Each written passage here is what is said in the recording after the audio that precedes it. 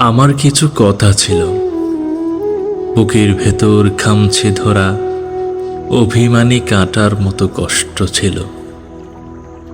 নেপথালিনে ডুবে থাকা গভীর জলের মাছের মতো প্রফুল্লি আশির স্বপ্ন ছিল। সময় করে বলবো ভেবে নীল রঙেতে ডুবিয়ে রাখা অবাধ্য সব ইচ্ছে ছিল। আমার কিছু কথা ছিল, বলা হলো না। এক পশলা বৃষ্টি ভেজা একটা দুপুর নিজের করে পাওয়া হলো না। একটুখানি সূর্য মাখা উদাস বিকেল পাশাপাশি হাঁটা হলো না।